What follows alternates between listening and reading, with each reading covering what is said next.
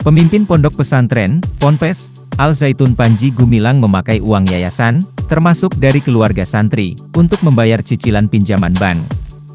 Hal itu disampaikan Direktur Tindak Pidana Ekonomi Khusus, Dirtipideksus, Bareskrim Polri Brigjen Wisnu Hermawan saat mengumumkan status Panji sebagai tersangka penggelapan dan tindak pidana pencucian uang, TPPU.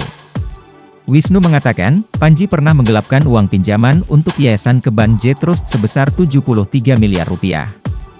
Tetapi, uang itu malah dipakai masuk rekening Panji dan untuk kepentingan pribadinya. Jadi untuk dana yayasan ada berbagai macam sumber, ada dari keluarga santri, Jamas, program Jahe membangun masjid, ada beberapa, pendapatan, yayasan pondok pesantren. Jadi banyak ya, kata Wisnu di lobi Bareskrim, Mabes Polri, Kamis, 2 November 2023. Lebih lanjut, Wisnu menyebut pinjaman sebesar 73 miliar rupiah itu diajukan Panji di tahun 2019. Uang tersebut, kata Wisnu, digunakan untuk pembelian sejumlah barang pribadi seperti jam tangan, mobil, hingga tanah dan bangunan.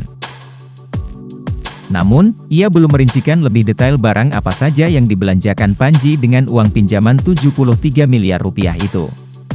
Wisnu juga menyampaikan penyidik masih mendalami lebih lanjut soal penggelapan yang dilakukan pimpinan Ponpes Al Zaitun itu.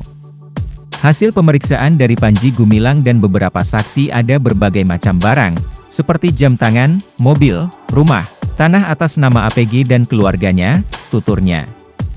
Dalam kasus penggelapan ini, Panji Gumilang pun dijerat pasal 372 KUHP. Tak hanya penggelapan, Panji juga dijerat pasal 70 Jo pasal 5 Undang-Undang UU Nomor 28 Tahun 2004 tentang perubahan atas Undang-Undang Nomor 16 Tahun 2001 tentang Yayasan. Kemudian, ia juga dijerat pasal 3 pasal 4 pasal 5 Jo pasal 10 UU Nomor 8 Tahun 2010 tentang TPPU. Sebelumnya, Panji juga berstatus sebagai tersangka dan ditahan terkait dugaan penistaan agama, ujaran, kebencian, dan pemberitaan bohong pada Selasa, 1 Agustus 2023, lalu. Kasus penistaan ini bermula dari adanya kabar di media sosial terkait kontroversi ajaran menyimpang yang diduga terjadi di Ponpes Al Zaitun. Atas kasus penistaan ini, Panji dijerat pasal 14 ayat 1 UU Nomor 1 Tahun 1946 dan atau pasal 45 ayat 2 Yungto pasal 28 ayat 2 UU ITE dan atau pasal 156 KUHP dengan ancaman maksimal 10 tahun penjara.